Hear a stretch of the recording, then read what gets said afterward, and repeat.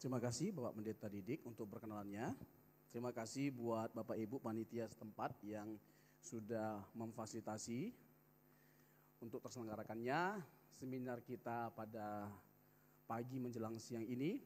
Terima kasih buat kesediaan Bapak Ibu boleh hadir pada saat siang hari ini. Kita interdenominasi gereja ya, dari berbagai macam gereja. Untuk itu spirit yang kita bawa tidak ada yang lain selain Kristus. Bendera yang kita bawa tidak ada yang lain selain Kristus. Jadi tidak ada spirit atau bendera lain selain bagaimana kita mengkumandangkan nama Yesus. Amin. Sebab kita boleh berbeda-beda gereja, tetapi kita dipertemukan dalam satu hal yang sangat esensial, yaitu Yesus dan karyanya. Bagi kita, Yesus adalah Allah dan tidak ada keselamatan lain di luar Yesus Kristus. Yang setuju katakan amin. Wah, ini enak ya, hari ini saya akan menyampaikan kebenaran dalam kita adalah terkait dengan kristologi. Siapa Yesus sebenarnya? Siapa Yesus sebenarnya? Dalam sejarah ada pergulatan yang begitu hebat terkait dengan kristologi. Ada yang menganggap bahwa Yesus hanya nabi atau hanya manusia biasa, hanya guru moral. Bahkan dalam konteks kekristenan ada yang memahami Yesus ya benar, dia adalah Tuhan tapi Tuhan kecil. Dia Allah tapi Allah kecil. Dia Allah tapi tidak sama kekalnya dengan Bapa. Dia Allah tapi tidak setara dengan Bapa. Itu dari sisi kelompok internal ada yang meyakini seperti itu. Dimulai dari Arius, ya, yang menganggap bahwa Yesus hanya homoi osia dengan Bapa, hanya mirip dengan Bapa, tapi tidak memiliki kesetaraan hakikat dengan Bapa. Jadi ada begitu banyak sekali pandangan terkait dengan kristologi, pandangan-pandangan liberal yang memandang bahwa Yesus itu benar-benar hanya manusia biasa. Kalau kita meyakini Yesus itu adalah Tuhan, ya Allah, dia pencipta, dia bangkit dari kematian, lahir dari seorang perawan, itu semua Yesus iman. Tapi fakta sejarahnya nggak seperti yang kita imani. Jadi ada begitu banyak sekali pandangan terkait dengan kristologi. Nah, karena kita ini pendeta, karena kita ini kepala, yang keseluruhannya adalah mengajar. Nah, sebelum kita mengajar lebih jauh lagi, lebih jauh atau lebih banyak lagi, lebih banyak tempat, pertama-tama harus kita tunggu, kita perkarakan adalah apakah kita sudah memiliki konsep yang benar? Apakah kita sudah memandang Yesus dengan benar? Suatu kali sebelum Yesus mengakhiri misinya dengan dia disalibkan, dia bertanya dengan para murid. Matius pasal yang ke-16, menurut kamu siapakah aku? Lalu apa jawab Petrus? You are the Messiah, the Son of the living God. Kamu adalah Mesias, anak Allah yang hidup. Apa kata Yesus terkait dengan pengakuan Petrus? Benar katamu. Ya, benar katamu. Yesus ngomong begini, ini kalimatnya bagus banget. Dan ini harus kita pahami dan kita renungkan. Berbahagialah engkau Petrus karena bukan manusia yang mengatakannya, tapi Bapakku yang di sorga. Jadi pengakuan Petrus yang memandang bahwa Yesus adalah Mesias, anak Allah, itu adalah fondasi gereja, dasar gereja. Jadi gereja hanya bisa disebut gereja, kita hanya bisa disebut Kristen kalau kita mengakui bahwa Yesus adalah Mesias, anak Allah yang hidup. Dia adalah Allah, dia satu-satunya juru selamat, setara dengan Bapa. Jadi kalau kita tidak mengakui itu, kita tidak layak disebut sebagai Kristen. Yang setuju katakan amin. Yang setuju katakan amin. Itu bottom line-nya. Ya, kita harus memagari. Karena kekristenan itu punya warna yang jelas. Jadi kekristenan disebut sebagai Kristen karena meyakini bahwa Yesus adalah Allah. Jadi nggak peduli siapapun, gereja manapun, pendeta sebesar apapun, begitu dia mengatakan Yesus bukan Allah, he is not Christian. Dia bukan Kristen. Setuju? Setuju? Oh, mantap ini ya. Setuju. Ini kan luar biasa. Apalagi nanti kalau sudah makan siang, lebih mantap lagi pasti. Haleluya. Nah, jadi dalam sejarah ada pergulatan yang begitu hebat terkait dengan hal ini. Tetapi kalau kita mau melihatnya, ini kan kemajuan zaman begitu luar biasa, secara khusus digital. Kekristenan itu begitu luar biasa diserang. Ya kan, di medsos ya kan, di YouTube, di FB, di Instagram, di TikTok apalagi. Aduh. Makanya kita pendeta-pendeta, anak-anak pendeta itu jangan hanya perhatikan, jangan hanya main TikTok aja kerjanya. Iya kan? Ajari kebenaran firman Tuhan supaya mereka pintar berteologi, pintar berapologetika. Karena malu rasanya anak pendeta tapi nggak tahu apa-apa tentang kebenaran firman Tuhan, nggak tahu apa-apa tentang kekristenan. Ya kan? Jangankan anaknya, nggak tahunya bapaknya juga nggak tahu apa-apa lah. Nah, itu masalahnya.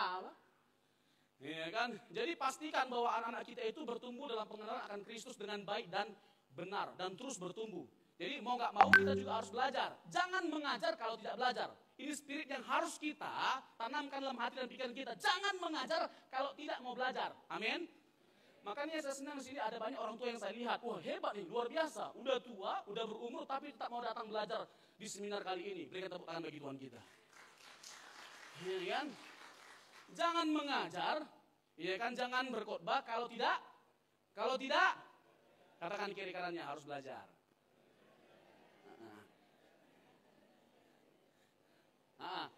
Ya, yang tua-tua enggak boleh ngomong begini. Anak muda yang ngomong. Aku udah banyak makan asam garam. Nggak usah diajari aku. Alkitab itu udah khatam aku hafal di pikiranku.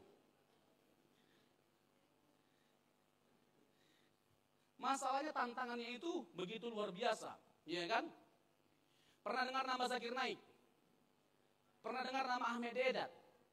Mereka adalah orang-orang top dunia, ya, dari apologi tetangga kita, yang kalau menyerang kekristenan itu begitu mengerikan, ya kan? Mereka tanya begini, Zakir Naik dalam sebuah seminar, dalam setiap seminarnya selalu ada tantangan begini. Coba ada nggak di antara kalian yang bisa, orang Kristen atau siapapun, yang bisa menunjukkan di dalam Alkitab di mana Yesus pernah secara langsung berkata, "Aku Allah, sembahlah aku." Kalau ada yang bisa menunjukkan, aku memberi diri dibaptis. Coba dari ribuan orang nggak ada yang bisa menunjukkan. Pertanyaannya gini, pernah nggak Yesus ngomong secara langsung dia Allah?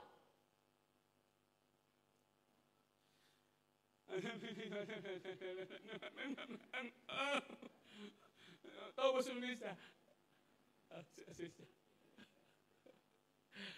Ya kan? Nggak pernah. Nah, ada yang pernah, ada yang nggak pernah. Nanti kita kupas. Lain lagi pertanyaan-pertanyaan seperti ini. Ya kan? Allah nggak bisa mati? Allah bisa mati? Nggak. Berarti Yesus bukan Allah ya? Karena Yesus mati. Karena Yesus mati. Oh, nah, ya. Okay. Oh, kemanusiaan yang mati. Top. Nanti kita akan bahas ini semua. Nah, tapi yang mau saya tekankan adalah kekristenan itu, ya, tidak asing dengan yang namanya serangan tuduhan. Itu terus dari sejak awal kekristenan sampai sekarang. Ya, gelombangnya yang ada makin meningkat eskalasinya, makin tinggi intensitasnya, serangannya gitu loh. Nah, kita sebagai orang Kristen harus mempersiapkan diri untuk bisa menjawab setiap pertanyaan itu dengan baik, dengan proporsional. Dan itu juga merupakan kesempatan untuk kita menginjili. Itu kesempatan untuk kita menginjili. Ya kan? Memang agama tetangga kita itu paling doyan. Mengkritik kita, menyerang kita, mengobok-obok Alkitab kita, iman kita. Giliran kita menyerang balik, tahu-tahu kita di kantor polisi, di penjara. Pokoknya udah masuk penjara aja. Ya kan? Jadi memang mereka itu sering nggak fair. Tapi hari ini saya akan mengupas, saya akan menggali, saya akan menunjukkan ya berbagai macam bukti dan dasar yang menunjukkan kebenaran keyakinan kita itu bukan hanya strong, but very very strong. Sangat kuat, sangat teologis, sangat filosofis. Bahkan dari sisi historis sangat bisa dipertanggungjawabkan kebenarannya. Bahwa kita meyakini Tuhan yang benar, Allah yang benar. Jadi sudah tepat kita percaya Yesus. Yang setuju katakan amin. Sekali Yesus tetap Yesus. Sekali Yesus tetap Yesus. Sama-sama katakan saya, sekali Yesus tetap Yesus. Kalau tiba-tiba ada yang kasih 500M, tinggalkan iman kita. Cus. Terakhir dari doang kelihatan cus.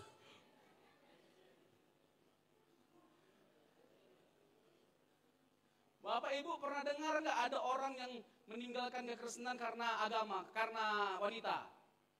Banyak. Karena pria? Karena jabatan? Karena uang? Kalau kita bagaimana? Oh ya, tidak mungkin. Mantap kali jawaban Pare ini memang the best. Tidak mungkin. Ya, insya Allah. Bapak Ibu pernah dengar nama Dr. Richard Lee? Lagi rame nih kan, karena murtad kan. Jadi mualaf dia kan. Tahu nggak sebelum dia murtad, 2 minggu sebelumnya, kan dia kasih tahu tuh dalam satu podcast. Dia bilang begini, saya udah 2 tahun jadi muslim. Dia bilang begitu dalam satu podcast. Lalu 2 minggu sebelumnya ada satu pendeta besar, gereja besar, saya nggak perlu sebut namanya. Lalu dia diwawancarai, ya dalam podcast itu. Jadi dia bersaksi seperti ini, saya udah lama nggak ke gereja, tapi saya tetap percaya Yesus. Ini kan dodol, ini kan konyol, bukan hanya dodol, konyol. Iya kan, lucu banget. Iya kan, 2 minggu kemudian dia bilang saya sudah mualaf 2 tahun. Kena prank pendetanya. Pendetanya kena prank. Begini ya Bapak Ibu ya. Kalau memang benar karena dia mendapatkan agama itu lebih baik daripada kekristenan, it's okay, itu haknya dia untuk pindah agama. Tapi kalau hanya sekedar karena harta popularitas, kamu membuat Yesus terhina, kamu menghina Yesus. Kamu menghina Yesus. Jadi sebenarnya Tuhannya itu bukan Yesus, tapi mamon, popularitas, uang, harta. Makanya Tuhan Yesus tidak pernah menyandingkan dirinya dengan setan. Dengan apa? Dengan mamon. Karena kalau setan ketemu Yesus, lututnya tutup fore. Kata orang Manado, bergemetar. Ya kan Matius pasal 8. Waktu ya kan ada orang yang kerasukan lihat Tuhan Yesus, apa urusanmu anak Allah yang maha tinggi? Apakah engkau hendak menghakimi kami sebelum waktunya? Tutup fore dari lutut. Bergetar. Itu Matius pasal yang 8, itu menarik ya. Kalau roh jahat saja, setan ya, mengakui bahwa Yesus itu adalah Tuhan anak Allah yang maha tinggi sebagai hakim nantinya gitu loh. Ketakutan ketemu Yesus. Jadi setan aja bisa mengakui Yesus Tuhan. Kalau sampai ada pendeta yang menolak Yesus adalah Tuhan, lebih dari setan. Berikan tepuk tangan bagi Tuhan kita. Mantap, memang luar biasa. Ya, nah itu penggalan. Nanti saya tunjukkan begitu banyak sekali ayat yang menunjukkan bahwa Yesus adalah Tuhan, sekaligus menjawab isu-isu yang sangat klasik ya ketika diperhadapkan sama kita. Apakah Yesus pernah mengklaim dirinya sebagai Allah secara langsung? Bukankah Yesus itu adalah manusia yang dipertuhankan? Bagaimana bisa manusia menjadi Tuhan? Bagaimana bisa manusia jadi Tuhan? Nah, ini juga sering kita dengar ya.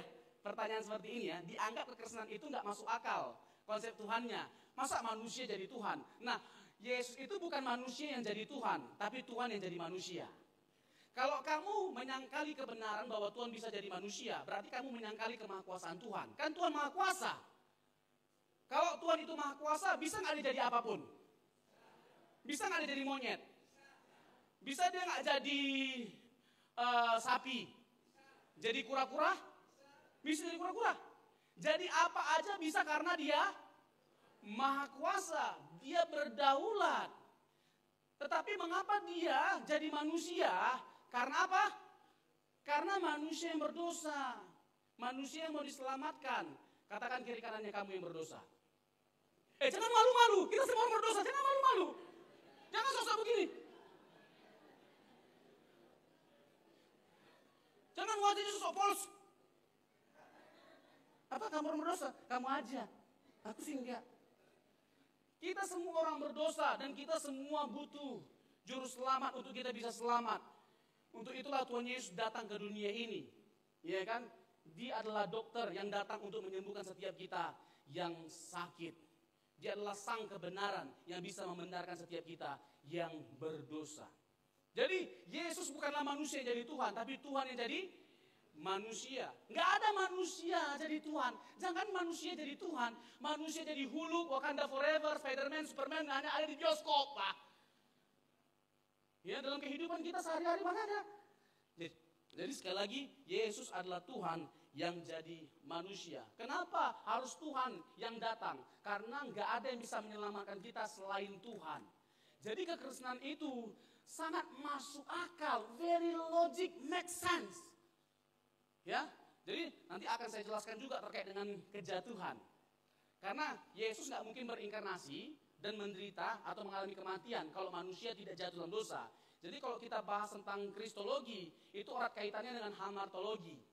Kejadian 2 Tuhan kasih tahu kan, jangan makan buah itu. Pada waktu kau makannya, kamu mati. Tapi seandainya Adam dan Hawa itu orang Batak atau orang Manado, nggak jatuh dalam dosa kita. Karena bukan buahnya dimakan, ularnya yang dimakan. Kejadian 2 bicara tentang larangan, jangan makan buah itu. Kejadian 3 bicara tentang apa? Kejatuhan. Kejatuhan manusia dalam dosa. Ya, tapi kejadian 3 selain itu bicara tentang kejatuhan, kejadian 3 bicara tentang solusi juga. Solusi yang Tuhan berikan. Kejadian 3 ayat 15, proto-evangelium. Satu istilah yang dicetuskan oleh Bapak Gereja bernama Irenaeus pada abad kedua, proto-evangelium. Ya, janji keselamatan yang pertama sekali dikumandangkan oleh Allah. Bahwa keselamatan itu adalah inisiatif Allah semata, Allah yang berinisiatif. Ya kan? Jadi bahwa keturunan perempuan itu akan menginjak, iya, menginjak rem, betul. Menginjak apa? Oh ya, kepala ular. Ya, bukan rem ya, salah ya. Jadi menginjak kepala ular artinya akan menghancurkan pekerjaan setan. Dan hal itu hanya bisa dilakukan oleh Allah. Jadi nggak bisa kita mengandalkan kemampuan kita untuk selamat, perbuatan baik kita untuk selamat. Kekristenan itu adalah agama yang sangatlah berbeda dengan semua agama yang ada. Saat semua agama menekankan perbuatan baik untuk selamat, hanya ada satu agama yang menekankan anugerah untuk bisa selamat, yaitu kekristenan. Makanya betul apa kata Martin Luther, sola fide, sola scriptura, sola gratia, sola ria. Itu restoran. Sola gratia itu adalah oleh anugerah. Efesus 2 ayat 8, karena kasih karunia kamu diselamatkan oleh iman. Ya, jadi kekristenan itu tentang Allah yang menyatakan anugerahnya lewat kematian dan kebangkitan Tuhan kita Yesus Kristus. Kekristenan itu berbicara tentang the way of life, ya, the way, cara hidupnya Yesus Kristus. Jadi kekristenan itu bukan bicara tentang manusia yang mencari Allah, tapi Allah yang mencari manusia. Dia nun jauh di sana tak terhampiri, tak terbatas. Bagaimana mungkin kita yang terbatas bisa mencari dia? Jadi yang logis itu adalah dia yang tak terhampiri, dia yang tak terbatas, yang datang menghampiri setiap kita. Apakah Yesus adalah Mesias yang dijanjikan? Apa kata Alkitab tentang Yesus? Apa kata Yesus tentang dirinya sendiri? Apa kata dan reaksi para murid dan jemaat mula-mula terhadap pribadi Kristus? Nah, inilah serangkaian pertanyaan-pertanyaan yang umumnya dipertanyakan dan bersifat klasik yang akan kita bahas. Dan saya akan membahasnya sepraktis mungkin, tetapi tidak akan menghilangkan esensi akademisinya. Kitab suci tidak sekedar memberi kita pernyataan terbuka, Yesus Kristus adalah Tuhan. Dan kita bisa melihat kebenaran ini tertuang dalam seluruh perjanjian baru secara khusus. Melainkan kitab suci menyajikan Yesus dalam konteks drama historis yang kaya dan kompleks. Yesus adalah pengharapan umat Allah melampaui periode beberapa ribu tahun sebelum kelahirannya. Setelah kejatuhan manusia di Taman Eden, Allah mengumumkan kepada ular, aku akan mengadakan permusuhan antara engkau dan perempuan ini, antara keturunanmu dan keturunannya. Keturunannya akan meremukkan kepalamu dan engkau akan meremukkan tumitnya. Dari pernyataan ini saya mau buat simpulan dulu. Yang pertama, sulit membantah bahwa Yesus benar-benar Allah. Menolak keilahiannya, sekali lagi ya, menolak keilahiannya sama dengan menolak kesaksian Alkitab yang dengan tegas dan jelas menyaksikannya. Yang kedua, Alkitab jelas menegaskan bahwa Yesus memiliki sifat-sifat atau hakikat yang sama yang dimiliki oleh Allah. Jadi semua sifat-sifat yang ada pada Allah itu ada pada Yesus. Nah, nanti bukti-bukti ayatnya saya akan bagikan. Dan Yesus bukan hanya memiliki sifat-sifat keilahian, tapi dia melakukan berbagai macam tindakan ilahi. penciptaan, menopang alam semesta, memelihara alam semesta, menyelamatkan, datang untuk menghakimi seluruh manusia. Itu karya ilahi, mengampuni dosa, itu karya ilahi.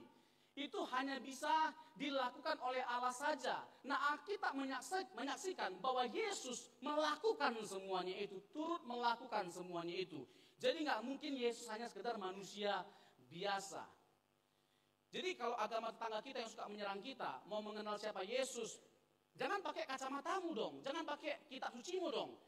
Ya kan, pure dengan menggunakan Alkitab, kamu akan menemukan bahwa Yesus adalah Tuhan adalah fakta yang bisa terbantahkan. Dia benar-benar Tuhan.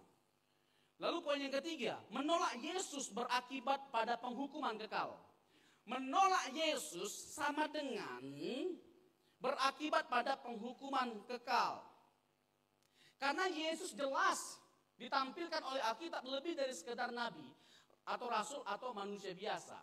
Dalam Yohanes 8 ayat 24 Yesus ngomong begini, kalau kamu tidak percaya akulah dia, kamu akan mati dalam dosamu.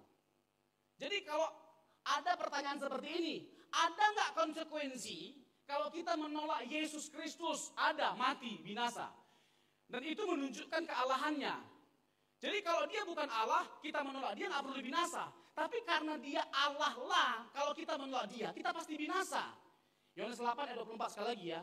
Kalau kamu tidak percaya akulah dia, kamu akan mati dalam dosamu.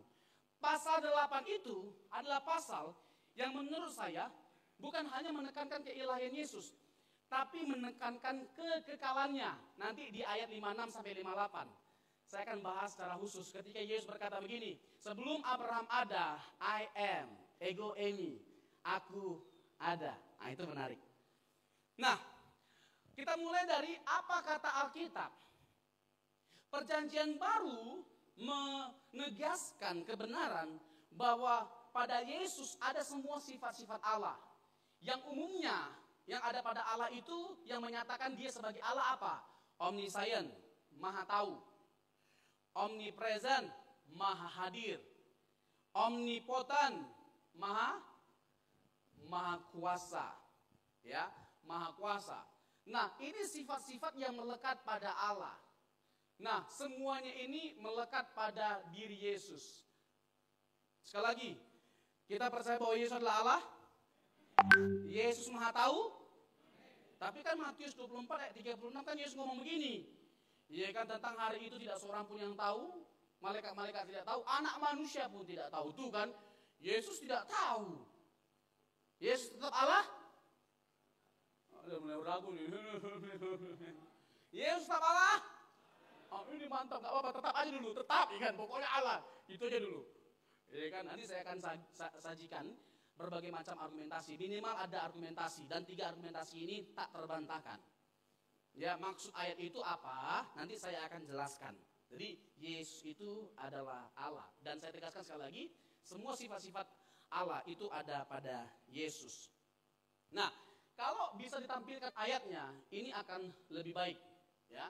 Saya akan sebutkan beberapa ayat dan menjelaskannya. Ya, saya akan menyebutkan beberapa ayat dan akan menjelaskannya. Sebelumnya, saya mulai dengan tuduhan Zakir Naik atau Ahmed Deedat. Pertanyaan itu pertanyaan yang menurut saya terlalu gampang. Ya, bagi kita yang belajar, bagi kita yang secara sekolah teologi ya, terlalu gampang untuk menjawabnya. Apalagi bagi mereka yang bergumul dengan apologetika. Kayak saya ini ya bergumul dengan begitu banyak pertanyaan. Almost every day, pertanyaan. Nah, pertanyaan seperti itu adalah pertanyaan yang sangat klasik dan sangat mudah bagi kami para apologet sebenarnya. Nah, ketika ditanya, ya kan, apakah Yesus pernah berkata secara langsung, akulah Allah, sembahlah aku? Sebenarnya begini Bapak Ibu, kalau kita lihat Alkitab dalam Yohanes pasal 13 ayat 13, ada pernyataan seperti ini. Kamu berkata aku guru dan Tuhan, benar katamu, aku guru dan Tuhan. Tapi itu ditolak sama Zakir Naik dengan alasan kata kurios. Kata kurios itu punya ragam arti. Bukan hanya Tuhan, tapi juga Tuan, Master. Makanya dalam konteks PL, Abraham juga disebut Tuan. Adonai. Atau kurios, Tuan. Nah, jadi ternyata penyebutan kurios itu bukan hanya untuk Yesus, untuk yang lainnya juga. Oke, satu sisi bisa diterima. Tapi sebenarnya saya bisa debatin lagi bahwa ayat ini bisa mengafirmasi keilahian Yesus dengan melihat konteksnya. Tapi oke lah, kita buat kalimat seperti ini. Tidak ada. Pernah nggak Yesus berkata secara langsung bahwa dia adalah Tuhan dan minta sembahlah aku? Kita buat tidak ada. Tidak ada nih. Dan sebagian para pakar menganggap memang tidak ada pernyataan langsung. Tetapi bukan berarti Yesus tidak Allah. Hanya karena nggak ada pernyataan langsung. Nah, kita jangan mau dibodoh-bodohi atau jangan mau terjebak gitu loh. Dengan satu metode. Kayak seakan-akan harus dengan metode itu baru terbukti Yesus itu adalah Allah. Kalau enggak Allah dia. Nah, kita bisa pancing lagi mereka. Gitu loh, kita bisa memberikan keberatan-keberatan kepada mereka yang membuat mereka harusnya berpikir. Misalnya begini, bisa nggak Bapak Ibu tahu bahwa Pak Prabowo itu presiden tanpa dia menyebut dirinya secara langsung dia presiden? Bisa nggak? Bagaimana caranya? Misalnya, pakai mobil dengan plat nomor RI1. Kira-kira Bapak Ibu bisa tebak siapa itu? Siapa? Pasti presiden. Atributnya kan, atribut yang melekat pada dirinya. Mobil RI1. Contoh yang kedua, yang melakukan reshuffle terhadap para menteri. Bisa nggak Bapak Ibu tebak siapa itu? Presiden, karena hanya presiden yang bisa melakukan reshuffle. Nah, jadi Yesus untuk dapat kita ketahui bahwa dia adalah Allah, nggak harus dengan menyebut dirinya secara langsung bahwa dia Allah. Ada begitu banyak indikasi yang menunjukkan bahwa dia adalah Allah. Pernyataannya, nanti banyak sekali nih. Banyak sekali saya buktikan pernyataannya, terus tindakannya, misalnya begini. Markus 2 ayat 7. Kita lihat juga reaksi orang-orang Yahudi yang waktu itu marah sekali, karena mereka tahu maksud pernyataan Yesus. Jadi ada orang yang lumpuh, lalu Yesus berkata apa kepada orang yang lumpuh itu?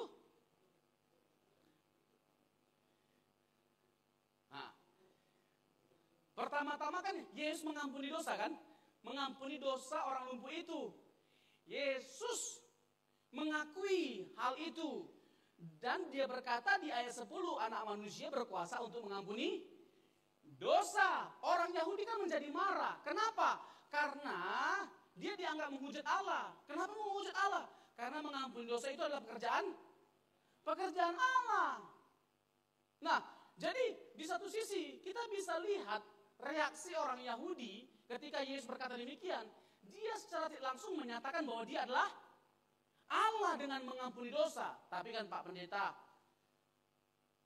kalau hanya sekedar mengklaim, semua orang bisa mengklaim. Nah, tapi Yesus bukan hanya sekedar mengklaim. Dia menyembuhkan orang lumpuh itu. Kesembuhan atau mujizat yang dialami orang lumpuh itu mengafirmasi kebenaran dari pernyataan Yesus bahwa dia berkuasa untuk mengampuni dosa. Bisa ditangkap? Bisa dimengerti? Itu salah satu tindakan ilahi yang ditunjukkan oleh Tuhan Yesus yang menunjukkan bahwa dia adalah Allah. Jadi mengakui diri secara langsung bukan satu-satunya cara. Ada begitu banyak sekali cara. Ya, misalnya Yohanes 13, Yohanes 14 ayat yang ke-6. Akulah jalan, kebenaran dan hidup.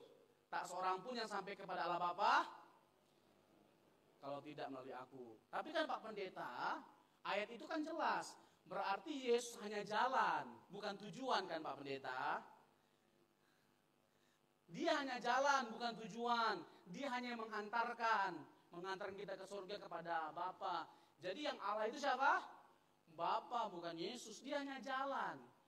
Nah, kalau kita lihat Alkitab, secara khusus Injil Yohanes, jangan sepotong-sepotong.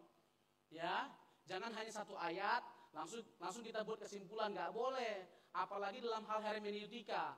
Cara menafsir Alkitab dengan benar itu ada langkah-langkahnya. Pertama, jangan melepaskan teks dari konteks. Nah, ketika dikatakan Yesus adalah jalan. Memang benar bahwa dia adalah jalan yang menghubungkan kita dengan Bapa.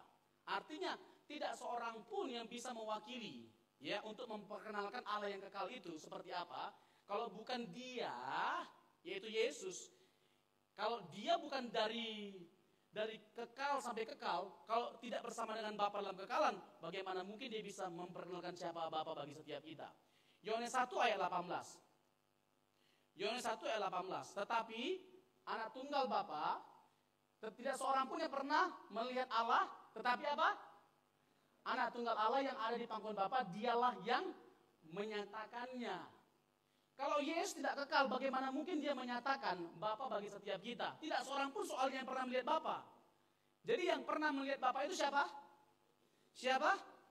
Mengapa hanya Yesus yang pernah melihat Bapa? Gak seorang pun, misteri, transenden, nun jauh di sana, misteri. Mengapa hanya Yesus? Karena Yesus itu bersama-sama dengan Bapa dalam kekekalan.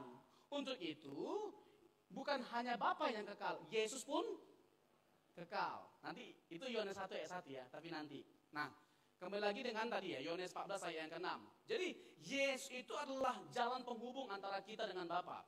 Jalan rekonsiliasi yang memulihkan hubungan kita dengan Bapa sehingga kita kembali bisa berelasi dengan baik, berelasi dengan benar. Sudah terputus karena dosa tadi. Nah, Yesus bukan hanya sekedar jalan keselamatan, tapi dialah keselamatan itu sendiri. Dialah yang menyelamatkan kita. Dia sendirilah yang mengerjakan karya keselamatan itu bagi setiap kita. Sehingga dia bukan hanya jalan yang mengarahkan kita pada keselamatan, tapi dia adalah keselamatan itu sendiri. Yang setuju katakan amin. Dan dia adalah kebenaran. Dia adalah kebenaran. Ini menarik untuk kita soroti. Matius 5 sampai pasal 7. Ada yang tahu perikopnya tentang apa? Matius 5 sampai 7.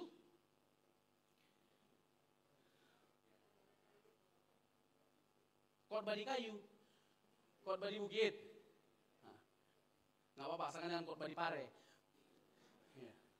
Khotbah di bukit, ya kan? Nah, nggak sedikit orang menekankan sisi ajaran etika Yesus yang luar biasa. Jadi poinnya diarahkan ke sana. Tapi kalau kita melihat secara spesifik, poin utama yang mau ditekankan dari Matius 5 sampai 7 itu adalah tentang otoritas Yesus yang adalah Allah. Dengan kita melihat Matius 5 sampai 7, kita dapat menyimpulkan, nggak mungkin dia tidak Allah, dia pasti Allah. Dengan kita menyoroti beberapa pernyataan.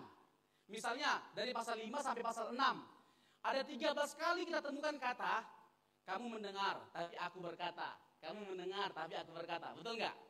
Ada 13 kali pernyataan itu. Nah, hal itu nggak bisa dilakukan oleh siapapun selain Allah. Dalam perjanjian lama, hukum Taurat diberikan oleh Allah di Gunung Sinai kepada siapa? Kepada Musa. Di Gunung Sinai. Jadi ada persamaan geografis. Yesus memberikan pemaknaan ulang terhadap hukum Taurat di mana?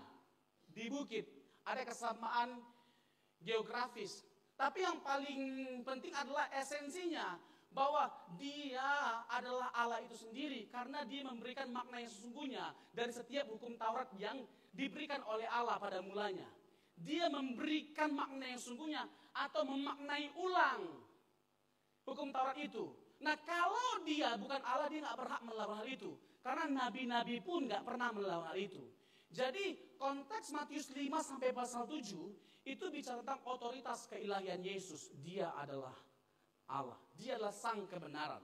Kalau bicara tentang sang kehidupan, ini bicara tentang apa? Bahwa kehidupan kekal atau Zoe itu sesuatu yang hanya bisa dipersembahkan oleh Allah bagi setiap kita. Kolose 2 ayat 9. Bapak Ibu bisa catat ayatnya, tetapi selain melihat ayat-ayat dan mencatat apa yang saya jelaskan, nanti Bapak Ibu mendapatkan materinya. Ya, materinya berupa Word. Itu ada kurang lebih 25 halaman. Jadi cukup banyak. Jadi Word yang saya bagikan itu lebih detail dari apa yang saya paparkan ini. Nah, Kolose 2 ayat 9 dikatakan apa? Sebab dalam dialah berdiam secara jasmania seluruh kepenuhan kealahan. Seluruh kepenuhan kealahan. Kalau dia bukan Allah, nggak mungkin dong seluruh kepenuhan kealahan ada pada Yesus waktu dia berinkarnasi.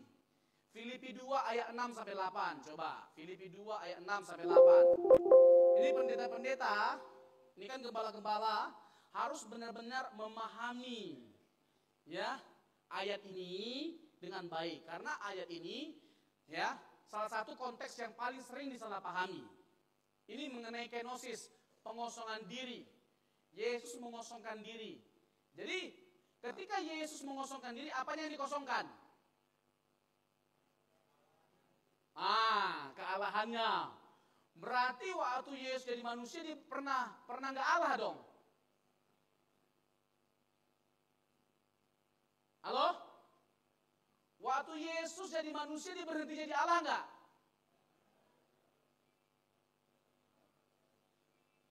Beda-beda kita kan. Makanya perlu seminar.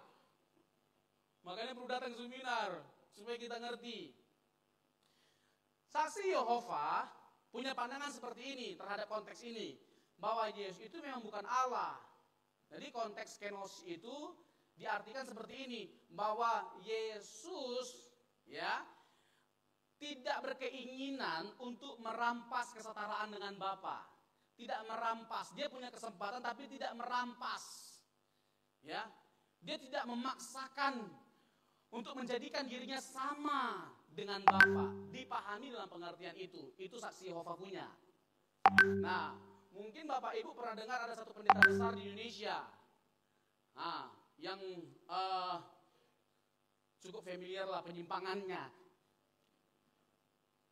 Nah, jadi beberapa kali berubah pandangan beliau. Sempat beliau punya pandangan seperti ini, bahwa kenos itu bicara tentang Yesus pernah meninggalkan kealahannya waktu jadi manusia. Ini salah. Jadi Yesus tidak pernah mengosongkan kealahannya. Dia tidak pernah berhenti jadi Allah. Tadi kan saya tunjukkan kan, Markus pasal 2 kan? Markus pasal 2 ayat 7 kan? Yesus mengampuni dosa. Kalau dia sudah berhenti jadi Allah, bisa nggak dia mengampuni dosa? Nggak bisa. Berarti kealahannya tetap melekat pada dirinya. Nah, mau kita artikan apa kata mengosongkan di sini? Nah, pertama-tama ayat 6 dulu ya. Yang walaupun dalam rupa Allah. Jadi Yesus ada rupa Allah nggak? Jelas kan? Ayatnya jelas sekali. Ya kan? Tidak menganggap kesetaraannya dengan Allah itu sebagai milik yang harus dipertahankan. Melainkan mengosongkan dirinya dan mengambil rupa seorang hamba. Mengapa dia tidak mempertahankan kesetaraannya dengan Bapa? Karena dia sedang mengambil rupa seorang manusia, rupa seorang hamba. Jadi rupa seorang hamba, rupa seorang manusia, ini adalah natur yang terbatas. Ini adalah natur yang terbatas. Jadi waktu Yesus menjelma menjadi manusia, mengenakan natur yang terbatas pada dirinya, dia membatasi dirinya dalam banyak hal. Sehingga dia waktu menjelma menjadi manusia bergantung pada Allah. Dia bergantung pada Allah. Inilah yang dinamakannya mengosongkan dirinya. Misalnya, coba kita buka Yohanes pasal 5 ayat 30. Yohanes 5 ayat 30.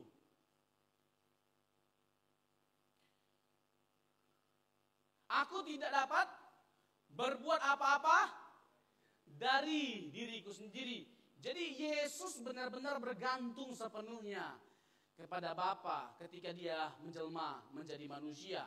Jadi kenos itu bicara tentang apa? Penambahan natur, Yesus plus. Yesus menambahkan satu natur yang terbatas pada dirinya yang tak terbatas. Inilah pengosongan diri itu. Yang berkonsekuensi dia rela menganggap dirinya tidak setara dengan Bapa. Sehingga dia mengatakan Bapa lebih besar daripada aku. Saat kapan Yesus berkata Bapa lebih besar daripada aku? Dalam keadaan dia sebagai manusia. Dalam hal hakikat setara nggak Yesus dengan Bapa? Setara. Tapi dalam hal fungsi waktu dia berinkarnasi jadi manusia, Bapa lebih besar daripada Yesus. Nah, kita masuk ke dalam Yohanes 1. Saya akan tunjukkan bukti kekekalan Tuhan Yesus. Yohanes 1. Yohanes 1 ayat 1. Pada mulanya adalah firman. Firman itu bersama-sama dengan Allah. Dan firman itu adalah Allah. Jadi Yesus adalah Allah. Ayat ini menunjukkan bahwa Yesus itu adalah kekal. Yesus itu bersama-sama, pros konteon. Yesus itu bersama-sama dengan Bapa dalam kekekalan. Jadi Yesus dengan pakai kata pros, itu menunjukkan bahwa Yesus itu pribadi yang berbeda dengan Bapa, berhadap-hadapan. Dia pribadi yang berbeda dengan Bapa. Nah, Yesus bukan hanya pribadi yang berbeda dengan Bapa, tapi dia adalah kekal. Karena dalam kekalan bersama dengan Bapa. Dan dia bukan hanya sekedar kekal atau pribadi yang berbeda dengan Bapa, tapi dia juga adalah Allah itu sendiri. Oke. Begini. Tetap ditampilkan ayatnya. Ini dari sisi linguistiknya. Saksi Yehova memaknai bahwa Yesus itu tidak setara dengan Bapa, karena untuk Yesus itu nggak pakai artikel. Bagi yang sekolah teologi, belajar bahasa Yunani bisa memahami apa yang saya sampaikan. Sederhananya begini, saya jelaskan ini ya, bukan untuk menunjukkan bahwa saya jago Yunani, enggak lah. Saya bukan pakar bahasa Yunani. Tapi saya bisa memberikan sedikit wawasan bagi setiap kita supaya kita bisa berhadapan sama saksi Yehova. Karena mereka itu jemaatnya dipersiapkan betul. Dipersiapkan betul jemaatnya lewat kelas-kelas PA-nya mereka supaya bisa mendebati orang Kristen. Nah, begini. Mereka bilang Yesus itu lebih rendah karena nggak pakai artikel. Untuk Yesus di sini nggak pakai artikel, Yohanes 1 ayat 1. Jadi untuk Yesus itu nggak dipakai hotheos, nggak dipakai, ya kan? Atau tonteon, ya kan, nggak dipakai. Nggak ada artikel, jadi Yesus itu lebih rendah. Nah, begini. Kenapa untuk Yesus nggak dipakai artikel dalam ayat ini? Untuk membedakan Yesus dengan Bapa. Karena kalau Yesus juga pakai artikel sama dengan Bapa, itu artinya Bapa dan Yesus itu adalah pribadi yang sama. Itu jadinya apa? Sabellianisme, Jesus only, modalisme. Bapak Ibu pernah dengar modalisme? Pernah dengar Oneness Pentakostal? Bagi mereka Bapa, Putra, Roh Kudus itu pribadi yang sama, bukan pribadi yang berbeda. Jadi kalau sampai untuk Yesus juga pakai artikel, itu artinya Bapa dan Yesus itu pribadi yang sama. Pertanyaannya, Bapa dan Yesus itu pribadi yang berbeda atau sama? Beda atau sama? Beda. Bisa nangkap nggak? Oke. Jadi mereka bilang begini, kita tantang balik. Coba buka ayat 18. Kita tantang balik begini. Ayat 18. Kalau karena pakai artikel jadi lebih tinggi, ayat 18 untuk Bapa nggak pakai artikel. Untuk Bapa ini nggak pakai artikel.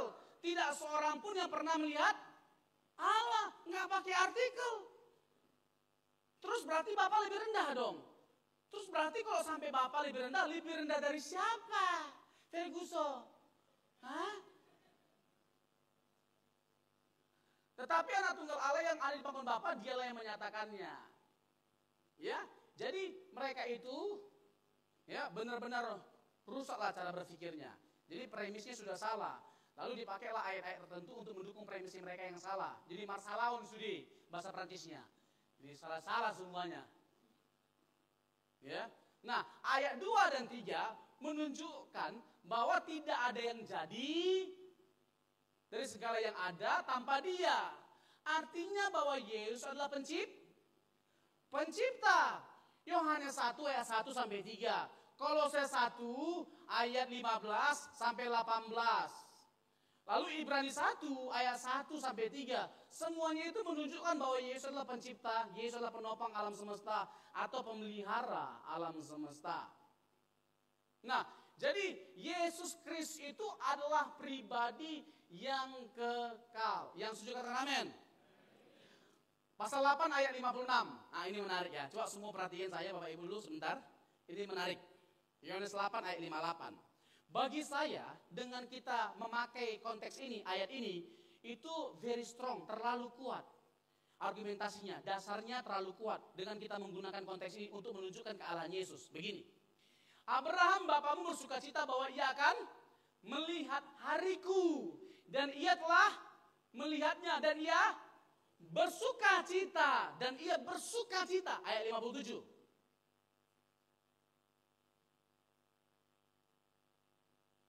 Yang ngoperasiin siapa?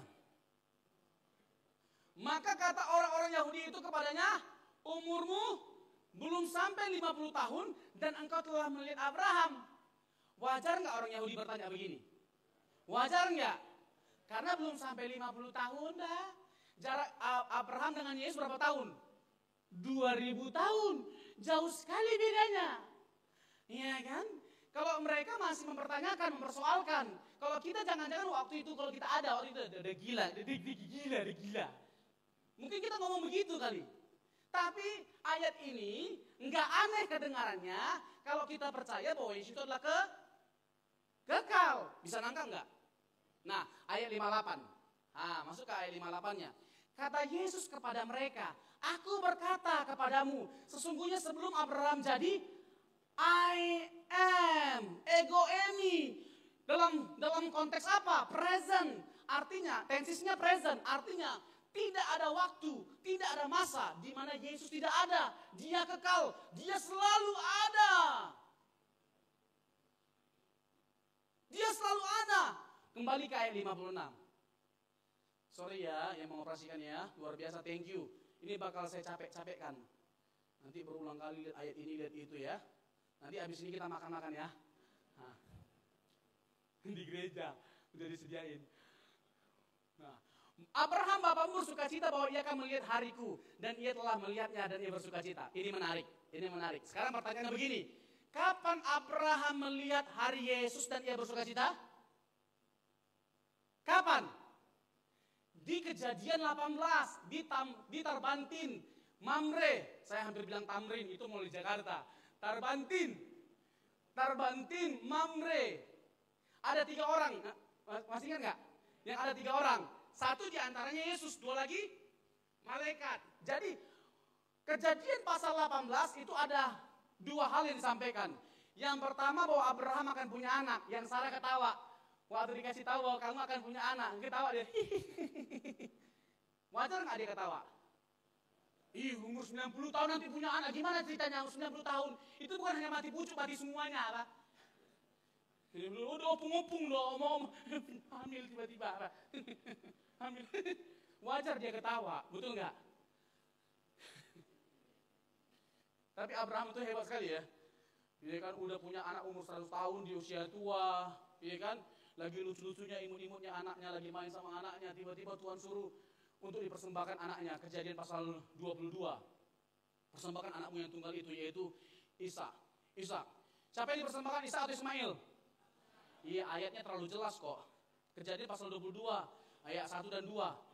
Persembahkan anakmu yang tunggal, Ishak. Dikasih tahu kan namanya, bukan Ismail. Boleh bodoh tapi jangan sempurna bodohnya, apa? Sempurna kali bodohnya. Ishak apa yang dipersembahkan. Nah, ya kan, udah punya anak di masa tua, ya kan, terus tiba-tiba Tuhan minta lagi. Sebenarnya jujur ya, mudah nggak bagi Abraham untuk mempersembahkan anaknya? Nggak mudah. Bisa aja dia ngomong dalam hatinya begini, Tuhan janganlah anakku, istriku aja Tuhan udah tua.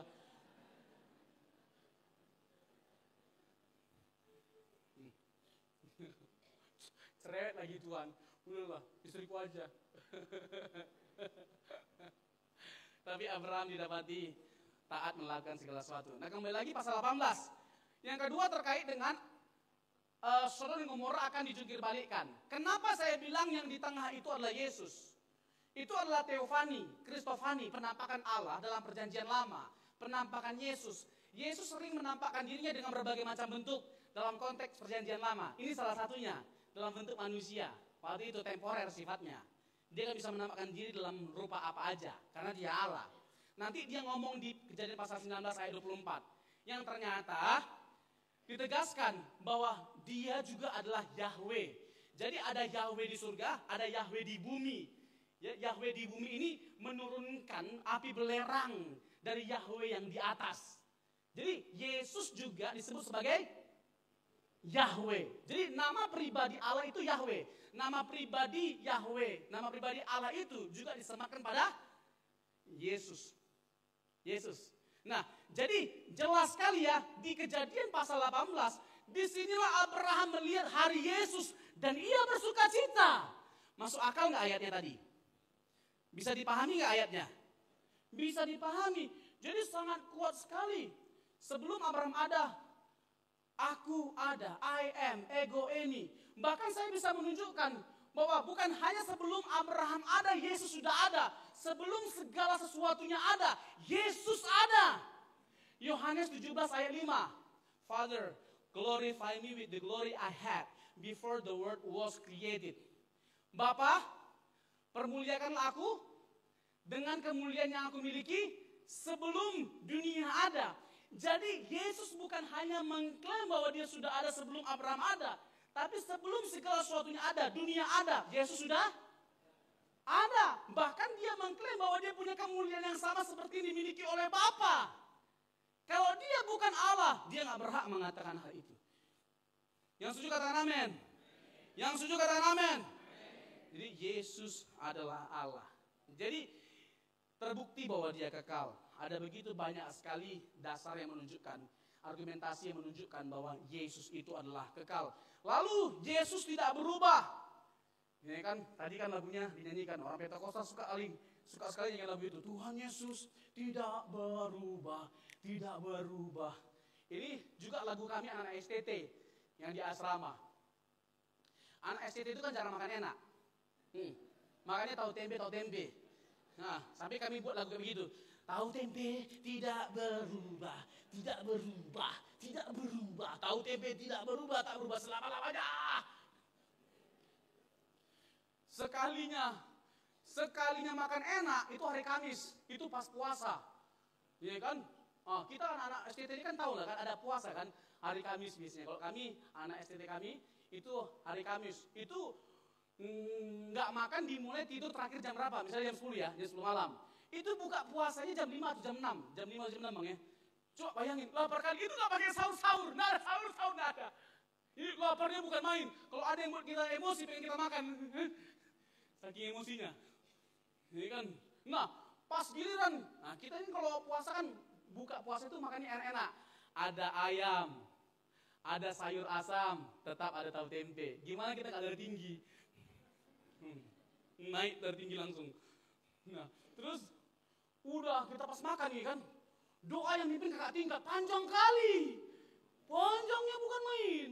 Apalagi kalau orang Batak yang mimpin doa, sosok pakai bahasa Inggris, bilang I do have, amang menyamang, I do have. Nah terus pas bilang amin, ayam saya hilang, ada tuyul di STT. Makanya selanjutnya anak STT itu terkenal dengan doa perlindungan. Jadi waktu makan lagi doa dilindungi makanan. Kalau saya bukan saya lindungi doang, ayam saya kan ada dagu saya. Aduh. Ya itu suasana waktu di STT di asrama. Nah kembali lagi apa tadi saya persoalkan ya? Tidak berubah. Tuhan Yesus tidak berubah. Ibrani pasal 13 ayat 8. Ibrani 13 ayat 8. Tetapi Yesus tetap sama dulu, sekarang, sampai selama-lamanya. Yesus Kristus tetap sama, baik kemarin maupun hari ini dan sampai selama-lamanya. Berikan tepuk tangan bagi Tuhan kita. Yang suka katakan amin. Yang suka katakan amin. Haleluya. Mantap. Ya, jadi Yesus tidak berubah. Ngomong-ngomong waktunya masih ada nggak ini? Masih ya. Mana panitianya ini? Masih bisa lanjut ya? Masih bisa lanjut? Luar biasa semangatnya yang parah ini the best. Luar biasa. Berkatilah mereka ya Allah. Oke. Ibrani 1 ayat 3. Ibrani 1 ayat 3. Ini tadi saya ada singgung. Ia adalah cahaya kemuliaan Allah dan gambar wujud Allah dan menopang segala yang ada dengan firman-Nya yang penuh kekuasaan.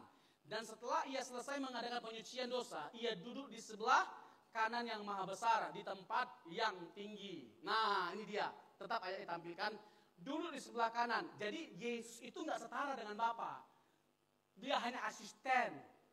Hanya duduk di sebelah kanan, asisten. Do you know what it means asisten? Pembantu. Pembantu. Nah, sekarang pertanyaannya benar kali demikian. Nah, apa yang dimaksud dengan duduk di sebelah kanan? Nah, kita harus memahami kata-kata ini dengan kacamata orang Yahudi. Karena ayat ini kan dituliskan oleh orang Yahudi pada waktu itu yang ngerti Taurat, ya. Ada beberapa lah penafsirannya terkait dengan penulisnya. Ada Paulus salah satunya, Apolos dan sebagainya macamnya. Tapi orang yang sangat menguasai teologi Yahudi yang menuliskannya ini. Nah, kata dulu sebelah kanan. Coba kita buka Markus pasal 14 ayat 61 sampai 64. Markus pasal 14 ayat 61. Nih kan, Bapak Ibu jangan terkagum sama saya. Ih, hebat sekali Pak Orson ini ya, bisa menghafal banyak ayat ini ya. Banyak ayat yang disebutkan. Ini saya udah 5 bulan hafalnya. Udah 5 bulan saya hafal. Mati-matian. Sambil makan hafal ayat. Yohanes 1, Ibrani 3. Udah hebat-hebat. Markus 14 ayat 61. Tetapi ia tetap diam dan tidak menjawab apa-apa. Imam besar itu bertanya kepadanya sekali lagi, katanya, apakah engkau Mesias, anak dari yang terpuji? Yang nanya ini siapa? Imam besar Kayafas. Ya, ayat 62. Jawab Yesus apa? Akulah dia. Ini ada 4 hal yang harus kita garis bawahi dari pernyataan Yesus. Apakah engkau Mesias, anak Allah yang terpuji? Akulah dia. 1. Dan kamu akan melihat anak manusia. 2. Anak manusia. 2. Duduk di sebelah kanan yang maha kuasa. 3. Yang keempat, datang di tengah-tengah awan-awan di langit. 4 pernyataan ini menunjukkan keilahian Yesus. Saya bahas yang pertama. Mesias. Yesus itu adalah Mesias. Yang setuju kata amin. Akulah dia. Ya, Mesias, Mesaya. Lalu kamu akan melihat anak manusia. Coba kita buka dikit Daniel 7 ayat 13. Kata anak manusia ini merujuk kepada Daniel 7 ayat 13, merupakan profil ilahinya Tuhan Yesus. Ya, gambaran keilahian dari Tuhan Yesus. Aku terus melihat dalam penglihatan malam itu, tampak datang dengan awan-awan dari langit seorang anak mah. Datanglah ia kepada yang lanjut usianya itu dan ia dibawa ke hadapannya. Ayat 14. Lalu diberikan kepadanya kekuasaan dan kemuliaan dan kekuasaan sebagai raja. Maka orang-orang dari segala bangsa, suku, bangsa, dan bahasa mengabdi kepadanya. Kekuasaannya ialah kekuasaan yang kekal, yang tidak akan lenyap. Dan kerajaannya ialah kerajaan yang tidak akan musnah. Kembali ke ayat yang tadi. Jadi anak manusia dalam ayat 62 itu menunjukkan keilahian Yesus dengan dihubungkan dengan Daniel 7 ayat 13 dan 14. Yang ketiga, Markus 14 ayat 62. Kayaknya harus dapat nasi 2 kotak kayaknya yang operasikan ini. Thank you. Ini karena memang kasihan. Ini butuh waktunya, tangan yang cepat. Kalau saya bibir yang cepat. Jadi jawab Yesus. Akulah dia dan kamu akan melihat anak manusia duduk di sebelah kanan yang maha kuasa. Ya, kata duduk di sebelah kanan dalam konteks kacamata Yahudi artinya bahwa dia punya kekuasaan yang setara dengan Bapa. Setara, duduk di sebelah kanan. Jadi jangan dipahami secara literal. Jangan dipahami secara hurufiah. Karena kalau secara hurufiah nanti pertanyaannya tambah. Yang di sebelah kiri siapa? Yang di belakang siapa? Yang di depan siapa? Jadi duduk sebelah kanan itu artinya dia punya kekuasaan yang sama seperti dimiliki oleh Bapa. Bisa nangkap? Bisa dipahami? Oke. Dan datang di tengah-tengah awan-awan di langit. Ini menunjukkan bahwa dia adalah hakim. Dia akan datang untuk menghakimi seluruh dunia. Termasuk setan? Termasuk setan? Termasuk. Tadi kan Matius pasal 8 di Gadara kan. Yang waktu ada kerasukan setan. Yesus datang, mereka ketakutan. Apa urusanmu anak Allah yang maha tinggi? Apakah engkau hendak menghakimi kami sebelum waktunya? Sebelum waktunya. Jadi termasuk setan. Jadi kalau Yesus bukan Allah, bagaimana mungkin yang bukan Allah bisa menghakimi seluruh dunia, termasuk setan? Gak berhak Yesus bisa menghakimi seluruh dunia kalau dia bukan Allah. Karena apa? Salah satu sifat yang harus dimiliki seorang hakim ketika menghakimi seluruh dunia, dia bukan hanya menghakimi apa yang kelihatan, tapi juga yang tidak kelihatan, yaitu hati kita. Karena kita berdosa bukan hanya dari tindakan, tapi juga dari hati. Betul nggak? Betul nggak? Kita mungkin sering ketemu orang yang kalau ngomong itu manis sekali kan. Dalam hati kita nggak tahu. Kalau ngomong sama kita, Pak Pendeta ini udah ganteng, khotbahnya memberkati, sama istri baik.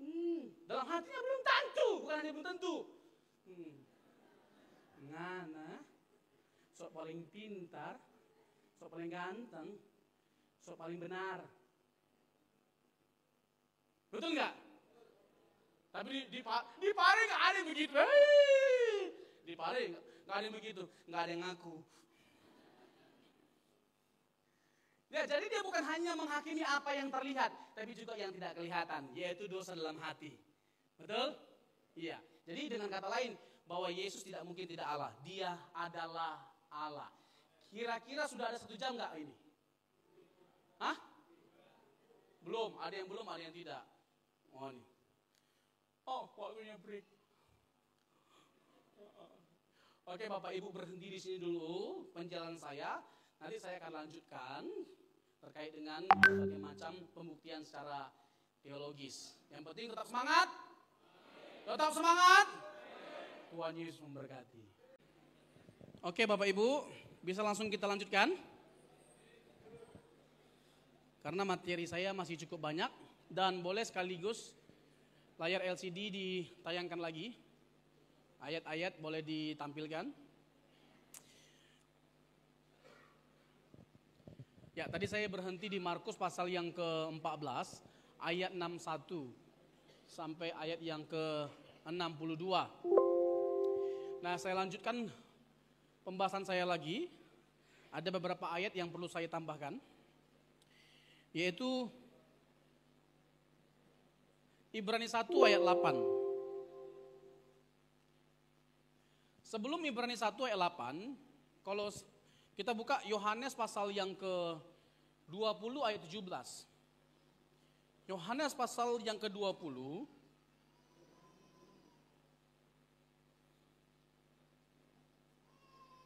Yohanes pasal yang ke-20 ayat 17. Kita perhatikan layar LCD. Ya, dikatakan demikian.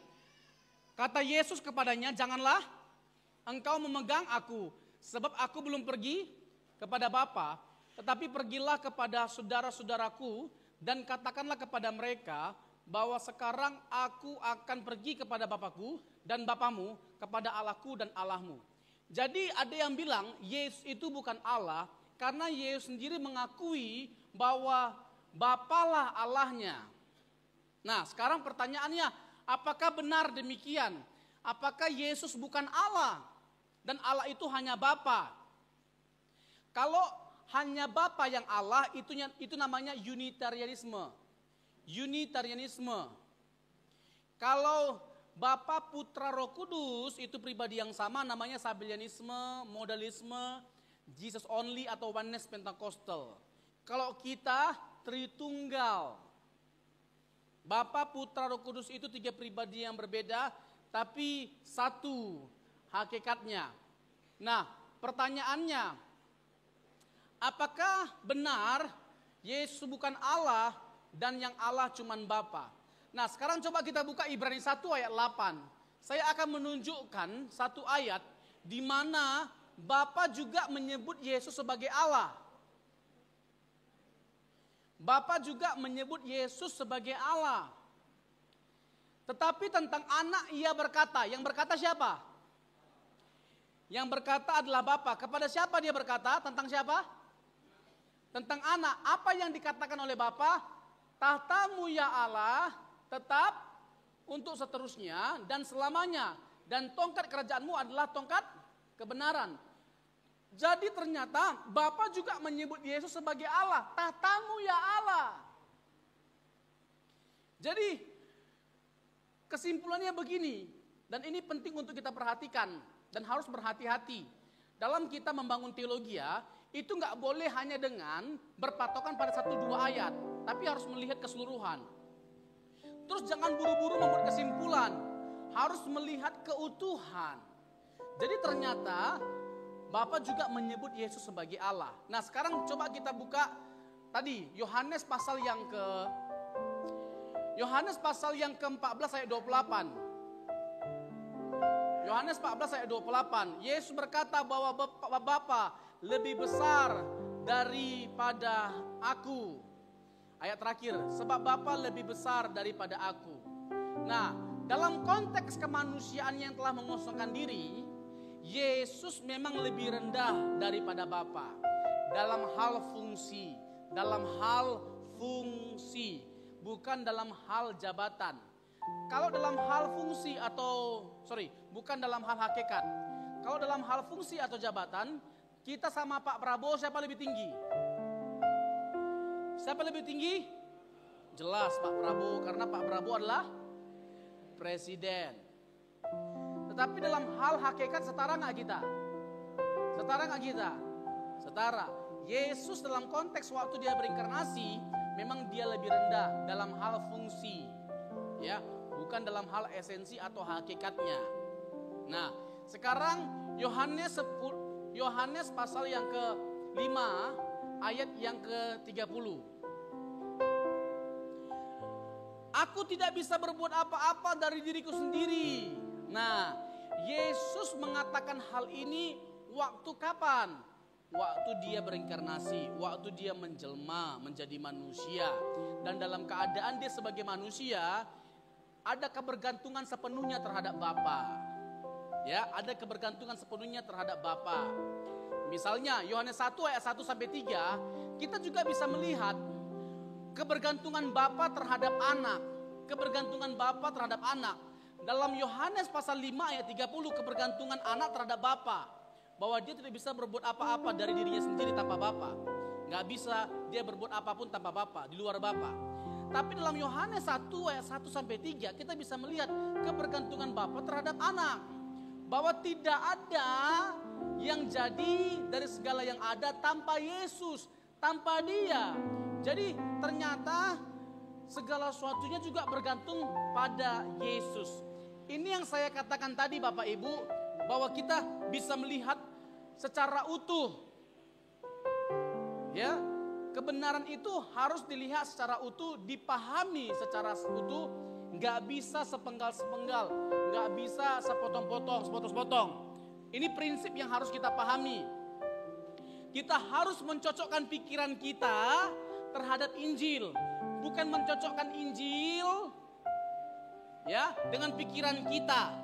Artinya Injil adalah patokan, firman Tuhan adalah standar, bukan pikiran kita. Secerdas apapun kita, sehebat apapun kita, masih ada yang lebih cerdas, masih ada yang lebih hebat. Dan kalau pikiran kita yang jadi patokan, liar jadinya. Semua nanti merasa diri paling benar. Makanya semua kita dengan latar belakang gereja apapun, kita semua dipersatukan oleh satu Injil, yaitu Injil Yesus Kristus. Yang setuju katakan amin. Yang setuju katakan amin. Kita diselamatkan oleh anugerah Allah yang jauh lebih besar dari segala sesuatunya, bahkan lebih besar daripada dosa-dosa kita. Sehingga sebanyak apapun dosa kita, sebesar apapun dosa kita, anugerah Allah jauh lebih besar dan selalu cukup untuk mengampuni setiap kita. Yang setuju katakan amin. Bapak Ibu pernah dengar nama John Newton? Nggak pernah dengar. Mungkin Bapak Ibu nggak tahu, nggak pernah dengar namanya, nggak tahu storynya, latar belakangnya. Tapi Bapak Ibu pasti tahu lagunya, karena lagunya mendunia. Lagu John Newton, tahu lagu ini? Meragam-ragam doang gesita-sita di hitam manusia. Tahu lagu itu? Ah, itu bukan lagu ciptaannya. Coba kunci C. Bapak Ibu nggak tahu orangnya, tapi pasti tahu lagunya. Lagunya ini. Amazing grace, how sweet the sound that saved the wretch like me. I once was lost, but now I'm found. Was blind, but now I see.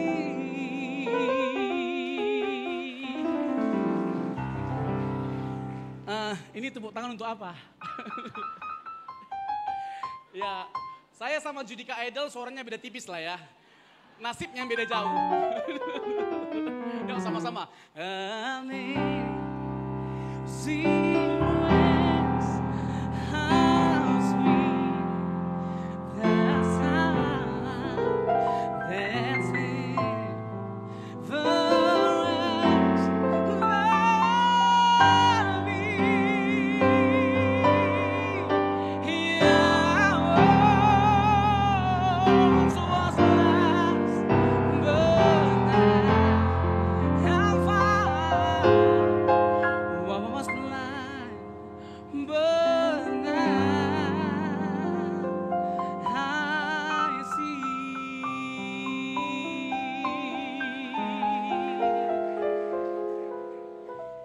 Jadi saya pernah ikut Idol, angkatan Gisel. Jadi untung saya nggak masuk. Kalau saya masuk, saya nggak ketemu Bapak Ibu. Jadi ketemu Bapak Ibu jauh lebih penting daripada Indonesian Idol. Kalau kata orang Medan, macam betul. Saya 50 besar Medan waktu itu sebuah pengalaman yang menarik lah. Ya, jadi saya bersyukur sama Tuhan. Tuhan memberkati saya dengan karunia-karunia, dengan talenta. Nah, saya mau bilang begini, bahwa kekristenan itu adalah tentang kasih karunia. Jadi Yesus Kristus adalah kasih karunia terbesar yang Allah anugerahkan bagi setiap kita. Dan segala sesuatunya adalah tentang kasih karunia. Keselamatan kita juga adalah karena kasih karunia. Keberhargaan kita adalah karena kasih karunia. Jadi kita harus menyadari bahwa segala sesuatunya karena kasih karunia Kristus. Supaya tidak ada ruang bagi kita untuk menyombongkan diri. Tapi hanya nama Yesus yang dipermuliakan lewat kehidupan kita. Lewat gereja kita. Lewat pelayanan kita. Lewat apapun. Biar nama Yesus yang ditinggikan. Jangan ada orang yang menonjolkan diri. Amin. Si A boleh gerejanya lebih besar. Kita kecil gerejanya. Si B boleh gerejanya lebih banyak. Kita sedikit. Hanya 12 orang. Itu pun murtad 1 tinggal 11. Gak jadi masalah. Yang penting kita punya Tuhan yang sama. Sumber dari segala sesuatunya. Kita hidup karena Kristus dan untuk kemuliaan nama Yesus. Berikan tepuk tangan bagi Tuhan kita. Jadi keberhargaan kita bukan karena apa yang kita lakukan. Bukan karena apa yang kita perbuat. Tapi karena apa yang Yesus perbuat 2000 tahun yang lalu. Ada orang yang memandang dirinya. Semakin berharga dirinya karena memakai barang-barang branded, barang-barang berharga. Makin mahal barang yang dia pakai, makin berharga dirinya. Orang yang seperti ini, ketika dia mandi, dia nggak berharga karena nggak pakai apa-apa. Jadi keberhargaan kita bukan ditentukan pada apa yang kita pakai, tapi pada karya Kristus yang tersalib 2000 tahun yang lalu. Karena ada Yesus yang mati bagi setiap kita. Yesus yang peduli bagi setiap kita. Kalau kita tanya, apakah Allah peduli dengan setiap kita? Ketika kita menderita, salib adalah bukti sempurna dari kepedulian Tuhan, kasih Tuhan bagi setiap kita. Berikan tepuk tangan bagi Tuhan kita. Jadi, jangan ada orang yang menyombongkan diri. Amin. Gak ada yang perlu kita sombongkan. Semuanya dari Tuhan dan karena Tuhan. Adalah ya di kampung-kampung kan. Di kampung-kampung. Ibu-ibu kan ingin menunjukkan kalau dia orang kaya. Tapi bukan di kampung Pare. Nun jauh di sana lah ya. Ada ibu-ibu dia pakai cincin di 10 jarinya, cincin emas. Ingin menunjukkan kalau dia orang kaya. Pergi dia ke pasar. Pura-pura nanya berapa kilo. Dia nggak tahu yang jual juga adalah orang kaya. Punya gigi emas 10.000 sekilo.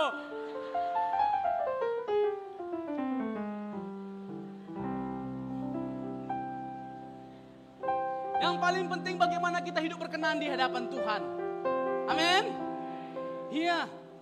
Jangan andalkan apapun dalam hidup ini.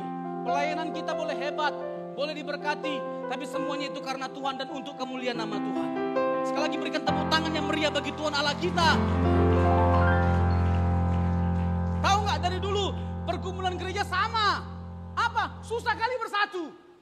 Apa itu? Protestan. Kalau di baptis itu baptis percik, kayak bunga dipercik-percik. Apa itu? Pentakosta. Kalau baptis tenggelamkan celup, kayak teh celup, dicelup-celup. Gak usah kita persoalkan yang remeh-temeh. Amin.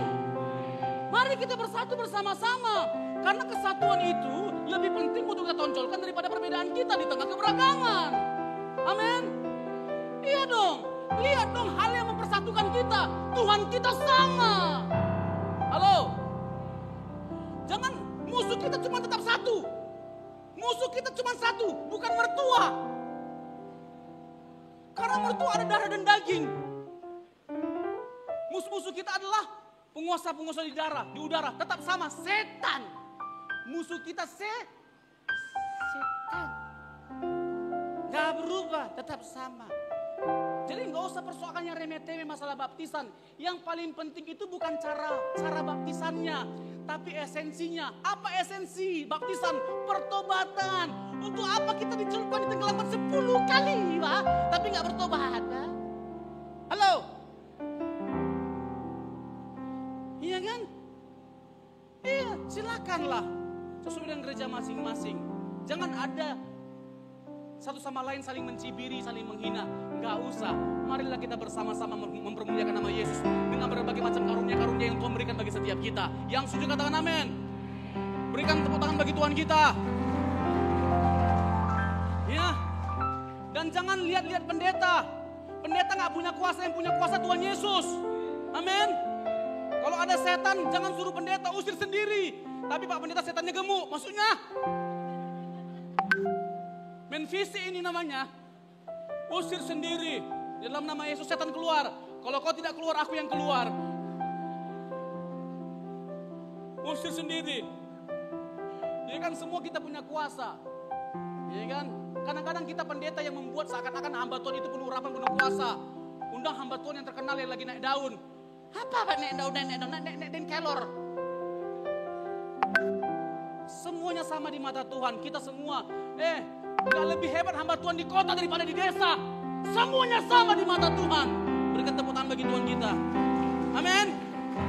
Katakan kiri kanannya, kamu juga dipakai Tuhan.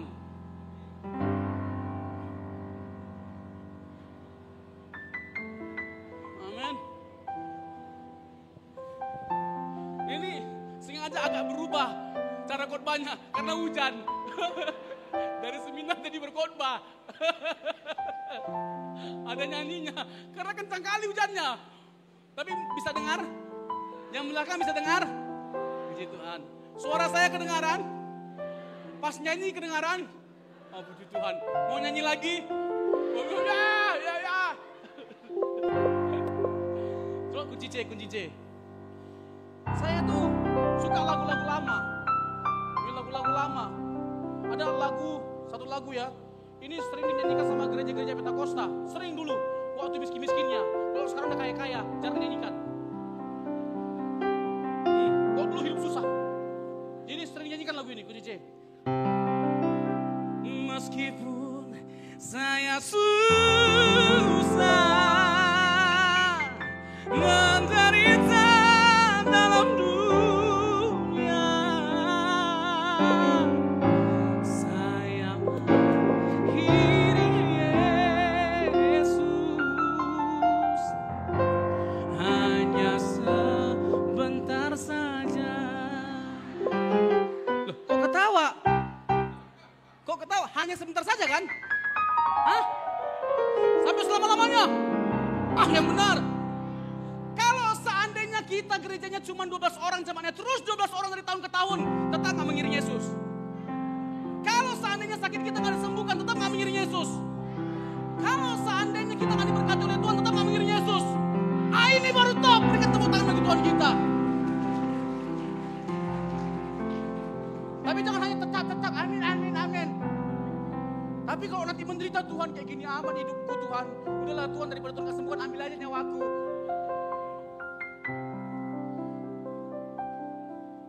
Tapi di sini sih orang-orangnya kuat-kuat imannya, kelihatan lah.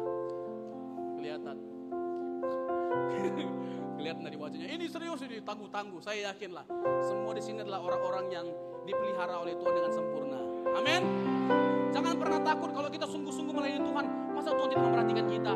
Alkitab yang ngomong, Salomo saja dalam kemegahannya tidak mengenakan seindah yang dikenakan oleh bunga bakung. Bunga bakung Tuhan pelihara, apalagi bunga citra lestari, pasti Tuhan pelihara. Amin.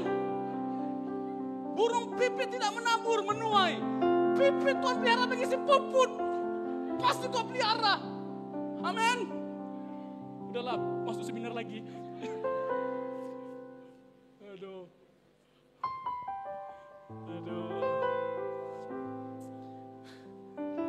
Atau mau nyanyi lagi? Ini mau nyanyi atau seminar? Dua-duanya. Aduh. Jadi jelas sekali Yesus itu adalah Allah, dikonfirmasi dengan begitu banyak sekali ayat. Dengan klaim-klaim Tuhan Yesus, tindakan Yesus. Yesus bukan hanya Allah, tapi dia juga adalah setara. dia menyandang nama pribadi Allah, yaitu Yahweh pada dirinya. Nanti ada khusus saya uraikan, ya. Nah, saya mau masuk ke dalam pernyataan Yesus terkait dengan ego eimi. Ego eimi. Pernyataan ego eimi itu sejajar dengan pernyataan ehye asher eye. Keluaran 3 ayat yang ke-14. Ketika Musa bertanya, siapa namamu? Ehye asher eye.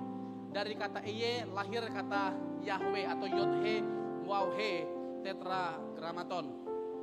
Nah, ketika Yesus mengatakan ego eimi, ada 7 pernyataan aku adalah dalam Injil Yohanes.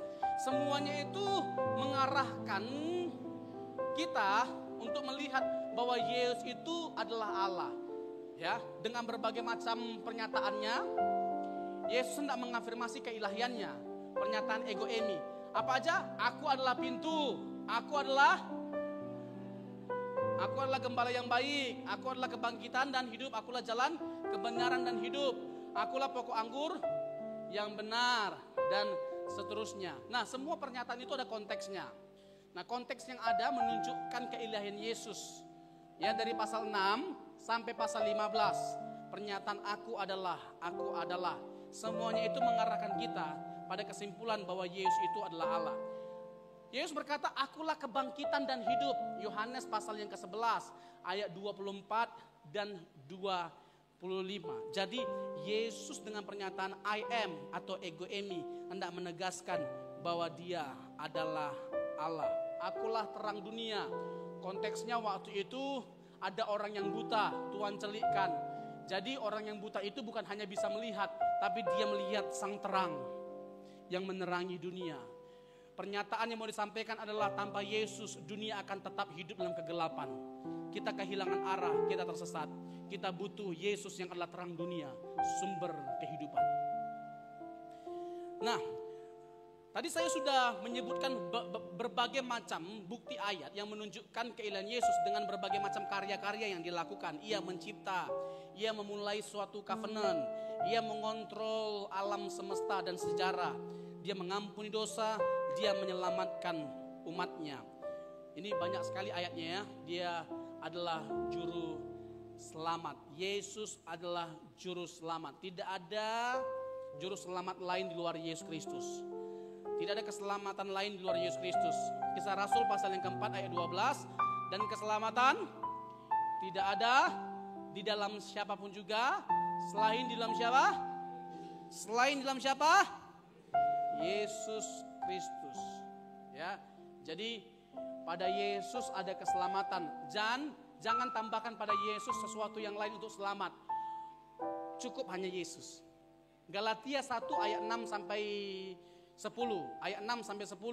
Ada guru-guru dari Yerusalem yang mengajarkan orang-orang Kristen non-Yahudi dengan mengatakan tidak cukup hanya percaya Yesus untuk selamat.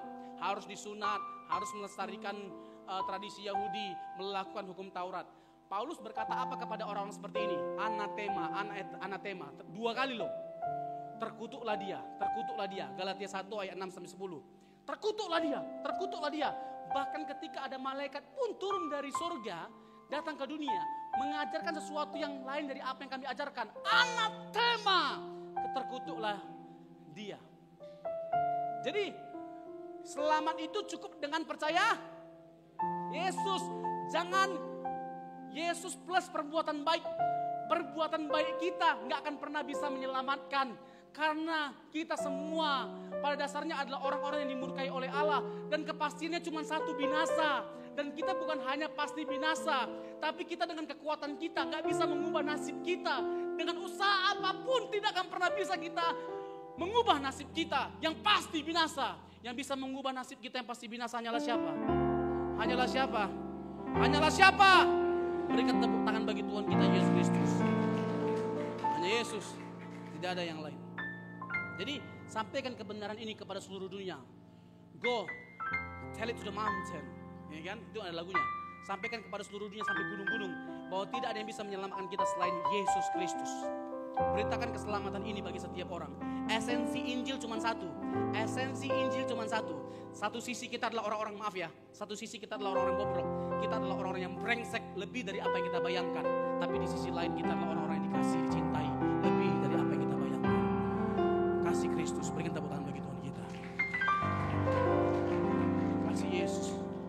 Coba, aduh, untung kita percaya Yesus.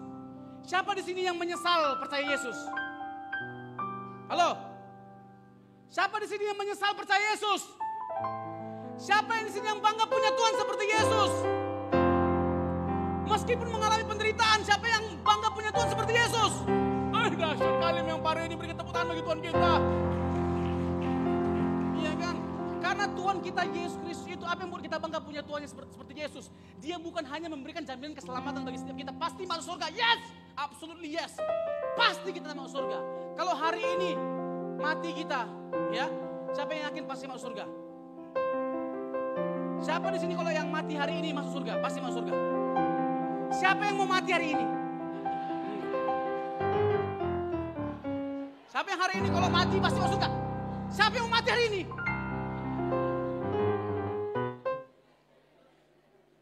Kok tiba-tiba jadi tuli? Iya, memang betul. Rahasia umur panjang itu tuli. Iya. Iya. Jadi ada orang ya hidupnya sampai 96 tahun. Ternyata rahasia umur panjang itu bukan karena makanan, diet, apa segala macam. Makanan yang sehat-sehat. Tapi ternyata tuli. Setiap kali dipanggil Tuhan gak dengar. Ini bercanda ya Bapak Ibu. Bercanda. Nah, jadi Tuhan kita Yesus Kristus itu dalam segala hal. Dia bukan hanya sekedar memberikan jaminan keselamatan masuk surga. Tapi dalam segala hal dia bisa diikuti, diteladani. Itu yang membuat kita bangga punya Tuhan seperti Yesus. Itu yang membuat kita bersyukur punya Tuhan seperti Yesus. Dan dalam segala hal dia bisa ditiru. Dalam hal kasihnya iya. Dalam penguasaan diri iya. Kesabaran iya. Kesetiaan iya. Dalam kasih iya. Dalam segala hal. Dalam kesabaran, Yesus the best. Penguasaan diri, Yesus the best. Coba bayangkan waktu dia disalibkan. Waktu dia disalibkan pun tetap ada contoh yang dia berikan bagi setiap kita. Waktu dia disalibkan, ada imam yang berkata begini, "Alah, orang lain kau selamatkan. Turun dari salib, baru kami percaya." Coba, lihat bibir begini, kesel nggak? Kalau saya jadi Tuhan Yesus, saya turun, pak, terus naik lagi ke atas.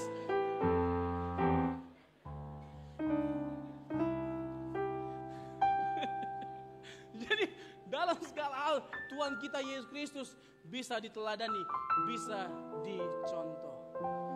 Kita harus sabar, amin. Kalau belum diberkati, sabar. Apa yang kita minta, apa yang kita gumuli belum dikasih oleh Tuhan, sabar. Abraham aja pun menunggu akhirnya punya anak. Berapa tahun lamanya dia menunggu? 25 tahun. 25 tahun. Rasanya kalau menunggu sebulan lama nggak? Setahun lama nggak? Apalagi 25 tahun. Tapi disitulah Tuhan menguji dan membentuk karakter kita, iman kita semakin lebih baik di hadapan Tuhan. Amin. Mantap. Puji Tuhan. Jadi Yesus satu-satunya juru selamat. Tidak ada keselamatan lain di luar Yesus. Tidak ada juru selamat lain selain Yesus Kristus. Kalau ada pendeta yang mengatakan Yesus bukan juru selamat sejati, yang juru selamat sejati itu adalah Bapa. Sekarapmu. Udah, biar. Ya, tapi bagi kita yakin betul, kita percaya dan bisa kita buktikan kebenarannya bahwa Yesus adalah juru selamat sejati. Haleluya. Nah, kalau bicara tentang kedudukan ilahi, kalau bicara tentang gelar-gelar, Yesus punya banyak gelar-gelar ilahi yang menunjukkan bahwa dia tidak mungkin tidak Allah, dia pasti Allah. Nah, saya masuk kepada Yesus adalah Yahweh. Yesus adalah Yahweh. Yesus Allah, yes. Yesus Yahweh enggak? Yahweh. Bapa, Putra, Roh Kudus itu adalah Allah, 3 pribadi, 1 hakikat. Dan ketiga pribadi ini memiliki nama pribadi yang sama, yaitu Yahweh. Yahweh itu menyatakan Allah yang imanen, Allah yang dekat dengan kita. Senada dengan nama Immanuel atau Alfa Omega. Itu semua maknanya sama, yaitu Allah yang dekat dengan kita, Allah yang menjaga kita, Allah yang menyelamatkan kita. Dan nama Yahweh ini setara dengan nama Yesus, Yehosua, Yahweh yang menyelamatkan. Yahweh yang menyelamatkan. Dalam perjanjian lama nama yang paling unggul nama apa? Yahweh. Dalam perjanjian baru semuanya berfokus kepada nama siapa? Nama Yesus. Dalam perjanjian baru kita dapat melihat setan hanya takut kepada satu nama. Siapa namanya? Ya, Robson. Begitu Bapak Ibu usir nama setan dengan menggunakan nama saya, langsung setannya bilang, siapa sih Robson? Siapa yang suruh setan hanya takut dengan nama siapa? Yesus. Berapa kali dalam pelayanan saya menghardik setan dengan menggunakan nama Yesus. Terbukti bahwa dia adalah Tuhan, namanya berkuasa. Hanya nama Yesus yang berkuasa. Setan takut hanya pada nama Yesus, takluk pada nama Yesus, dan dia nama yang menyelamatkan. Amin. Jadi Yesus adalah Allah yang menyelamatkan. Itu makna nama dari nama Yesus. Itu sama dengan Yahweh. Yahweh itu juga Allah perjanjian, Allah yang mengadakan perjanjian. Dan dia berulang kali menyatakan perjanjian kepada umatnya, kepada tokoh-tokoh tertentu seperti Daud, seperti Abraham, dan lain sebagainya macamnya. Jadi nama Yahweh itu adalah nama covenant, nama perjanjian. Dan Yesus adalah pribadi yang memenuhi perjanjian. Nama covenant atau pribadi yang memenuhi covenant. Puncak covenant itu dinyatakan, diwujudkan oleh Yesus Kristus. Dalam perjanjian lama, bisa gak kita lihat Yesus yang adalah Yahweh? Nah, ini akan saling silang menyilang ya. Saya akan pakai PB dan PL atau sebaliknya. Nah, mari kita buka beberapa ayat ya. Coba kita buka Matius 3 ayat 3. Matius 3 ayat 3. Ini saya berterima kasih banyak sama operatornya. Dan saya cukup meribetkan ya, menyibukkan. Matius 3 ayat 3.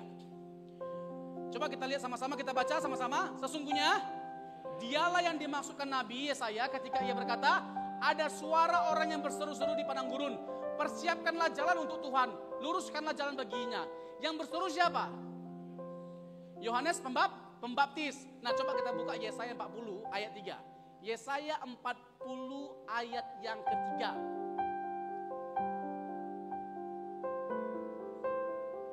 Ada suara yang berseru-seru, persiapkanlah di padang gurun jalan untuk Tuhan. Tuhannya huruf besar. Jadi kalau kita jumpai di perjanjian lama ada kata Tuhan huruf besar semua, itu dalam bahasa Ibraninya Yod-He-Waw-He, Yahweh. Ya, yang pelafalannya memang sampai sekarang ini tidak ada yang tahu, karena bisa Yehua, Yahweh, Yehova dan lain sebagainya macamnya. Ya, jadi yang ada itu adalah hurufnya Yod-He-Waw-He, Yahweh. Nah, luruskanlah di padang belantara jalan raya bagi Allah kita. Tadi dalam Matius 3 ayat 3 yang ngomong siapa? Yohanes Pembaptis. Dia ngomong tentang siapa? Tentang Yesus yang adalah luruskanlah jalan, persiapkanlah di padang gurun jalan untuk Tuhan, untuk Yahweh. Berarti yang dia maksud Yahweh itu siapa? Yesus. Bisa nangkap? Bisa paham? Nah, kurang Pak Pendeta. Ada nggak ayat lain Pak Pendeta? Banyak kali, bukan hanya banyak kali. Ya. Yesaya 6 ayat 3. Yesaya 6 ayat 3. Dan mereka berseru seorang kepada seorang katanya, Kudus, kudus, kuduslah Tuhan semesta alam, seluruh bumi penuh kemuliaannya. Nah, di Yesaya ini Yesaya itu melihat kemuliaan Yahweh. Yesaya itu melihat kemuliaan Yahweh. Seluruh bumi penuh kemuliaannya. Jadi kemuliaan siapa yang dilihat oleh Yesaya? Ya, Yahweh. Lalu Yohanes pasal yang ke-12 ayat yang ke-6. 41. Yohanes pasal 12 ayat 41. Nah, Yohanes menegaskan bahwa kemuliaan yang dilihat oleh Yesaya itu adalah kemuliaan Yesus. Dengan kata lain, Yohanes hendak menegaskan bahwa itu adalah Yesus. Itu adalah kemuliaan Yesus. Ini dikatakan oleh Yohanes. Hal ini dikatakan oleh Yesaya. Karena Yesaya telah melihat kemuliaannya. Dan telah berkata-kata tentang siapa? Tentang dia. Jadi Yohanes hendak menegaskan kemuliaan yang dilihat oleh Yesaya itu kemuliaan Yesus. Jadi Yesus adalah Yahweh. Bisa paham? Bisa menangkap? Kurang Pak Pendeta. Kita tambah lagi. Yeremia pasal 23 ayat 5 sampai 6. Yeremia 23 ayat 5 sampai 6.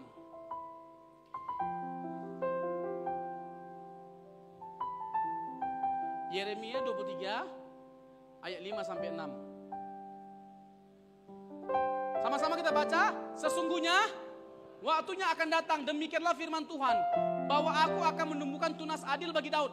Tunas adil siapa? Tunas adil siapa? Yesus. Lanjut ya.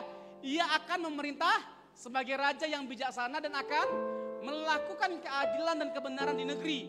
Dalam zamannya Yehuda akan dibebaskan dan Israel akan hidup dengan tentram. Dan inilah namanya yang diberikan orang kepadanya. Siapa? Siapa? Yahweh. Yahweh, keadilan kita. Tuhan besar semua artinya ya Yahweh. Jadi tunas adil itu adalah Yesus, dan tunas adil yang adalah Yesus itu akan disebut Yahweh, keadilan kita. Bisa paham? Bisa nangkap? Jadi Yesus adalah Yahweh. Yesus adalah Yahweh. Ya, jelas sekali. Sebenarnya masih banyak lagi ayat-ayatnya. Bisa ada 5 atau 6 ayat yang bisa saya tunjukkan untuk menegaskan bahwa Yesus adalah Yahweh. Tapi saya rasa sudah cukup lah ya. Bisa ditangkap. Terakhir. Ini terakhir. Ya kan? Biasanya kalau terakhir langsung bersuka cita kita. Nah, yang terakhir ini 2 jam. Sengaja saya taruh di belakang. Saya tahu, dikasih tahu bahwa orang Pare itu semangat bisa berjam-jam katanya mendengarkan dulu diam di kaki Tuhan. Hebat. Masalahnya saya bilang saya gak kuat. saya gak kuat. Nah, terakhir. Yesus disembah. Kalau Yesus disembah, itu menunjukkan bahwa dia adalah. Jadi ada penyembahan terhadap Yesus yang dilakukan dalam Alkitab, dalam perjanjian baru secara khusus. Jadi kalau ditanya tadi oleh Zakir Naik atau Ahmed Dedat, pernahkah Yesus meminta untuk dia secara langsung disembah? Memang gak pernah. Tapi pernah Yesus disembah secara langsung, diakui sebagai Allah secara langsung. Tapi dia tidak menolak penyembahan dan pengakuan itu. Karena apa? Karena memang dia adalah Allah. Di mana? Yohanes pasal 20 ayat 28. Thomas ragu ya akan kebangkitan Yesus. Dia gak percaya meskipun teman-temannya udah melihat bahwa Yesus itu bangkit dari kematian. Dia berkata bahwa dia gak percaya sebelum dia melihat. Lalu Yesus menampakkan diri kepada Thomas. Lalu apa kata Yesus? Apa kata Thomas kepada Yesus? Ho kriusmu kai hoteosmu. Ho kriusmu kai hoteosmu. Ini bukan bahasa roh, bahasa Yunani. Hebat kali bahasa roh Pak Robson ini. Bahasa Yunani. Ho kriusmu kai hoteosmu. Ya Tuhanku, ya Allahku. Dan ini pakai artikel. Artikelnya ho. Bukan hanya menegaskan bahwa dia kurios Tuhan, tapi theos, Tuhan Allah. Allah, ho kurios, ho theos. Dia Tuhan, dia Allah. Dan kalau dia bukan Tuhan, dia bukan Allah, dia harus menolak. Tapi dia menolak enggak? Enggak menolak. Dan dia lanjutin kalimatnya begini, berbahagialah kamu yang tidak melihat namun karena ada aja orang yang seperti Thomas ini, bandel, jugul. Kalau bahasa Perancisnya, bahasa Koreanya jugul.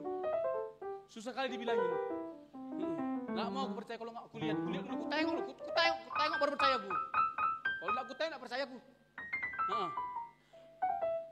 Akhirnya Tuhan menunjukkan dirinya. Akhirnya dia percaya. Tapi ada yang bilang begini. Zakir Naik bilang begini. Ahmed Dedat bilang begini. Tapi itu kan reaksi spontan. Jadi Thomas bukan mengatakan bahwa Yesus itu adalah Allah, tapi dia terkaget, tak kaget kalau kata Manado. Terkaget dia, sama kayak orang Indonesia kalau latah gitu loh, kalau dikagetkan, ayam. Atau orang Amerika, oh my god. Jadi bukan hendak mengatakan bahwa Yesus itu adalah Allah, bukan, tapi kaget. Bisa nangkap nggak? Bisa diterima nggak? Masuk akal nggak? Masuk akal ya. Jadi berarti Yesus bukan Allah dong, hanya kaget aja Thomas ya. Jawabannya mau serius atau bercanda? Hah? Saya kasih jawaban serius atau bercanda?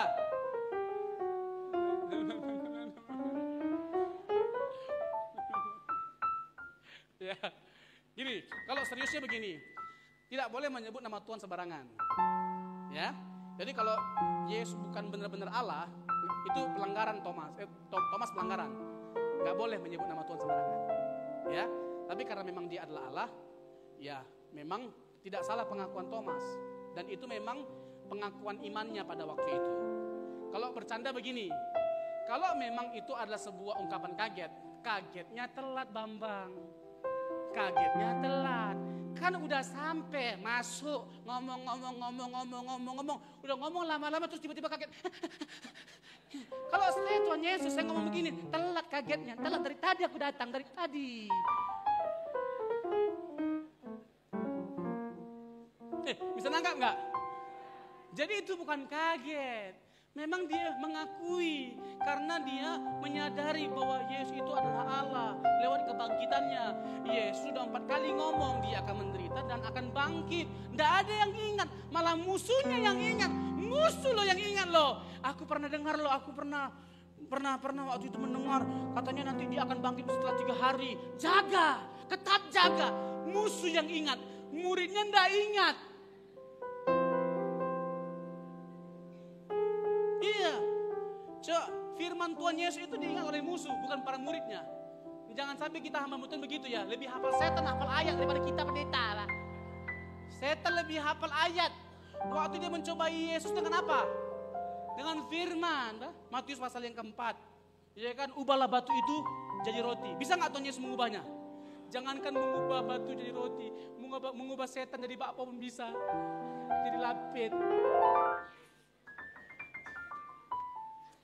Oke, ada nggak kasus lain di mana Yesus, di luar Yesus ada yang disembah sebagai Tuhan tapi menolak? Ada. Di Kisah Para Rasul pasal yang ke-10, Kornelius yang menyembah Petrus ya. Lalu Petrus menghalangi, jangan, aku bukan Allah. Lalu siapa lagi? Ada selain Petrus, ada Barnabas dan Paulus. Di Kisah Rasul pasal 14, Ikonium, Derbe. Satu disembah sebagai Zeus, satu lagi Hermes. Ibu-ibu ini dewa bukan tas. Ya, Alkitabiah berarti Hermes ini, tas Hermes ini. Langsung dicolek apa suaminya?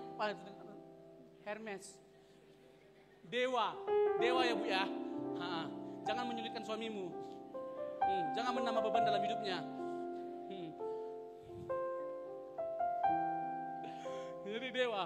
Ya, apa yang dilakukan oleh Paulus dan Barnabas? Mereka menolak dan mengoyakkan bajunya. Karena apa? Mereka bukan Allah. Di kitab Wahyu, setelah Yohanes melihat semua kejadian yang akan datang, lalu Yohanes tersungkur dan menyembah malaikat itu. Apa yang dilakukan oleh malaikat itu? Dia menolak. Jangan lakukan itu. Aku sama kamu sama-sama hamba. Tapi ada satu pribadi yang ketika disembah diakui sebagai Allah, dia tidak menolak pengakuan dan penyembahan itu. Siapa namanya? Berikan tepuk tangan bagi Tuhan kita Yesus Kristus.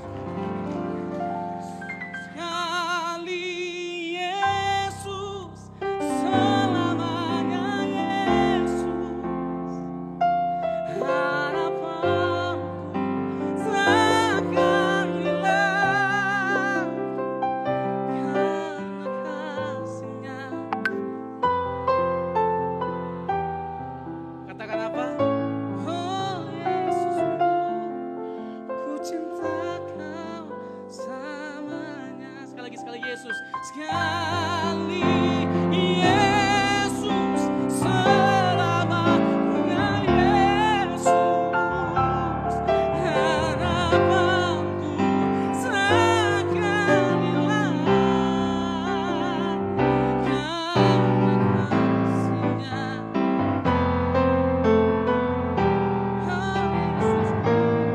Oh Yesusku, ku cinta Kau selamanya. Jadi selamanya kita mencintai Yesus karena Dia adalah Allah yang mengasihi kita dan yang merelakan segala-galanya, bahkan nyawanya. Yesus yang terbaik bagi setiap kita. Dialah pilihan terbaik. Tuhan Yesus memberkati.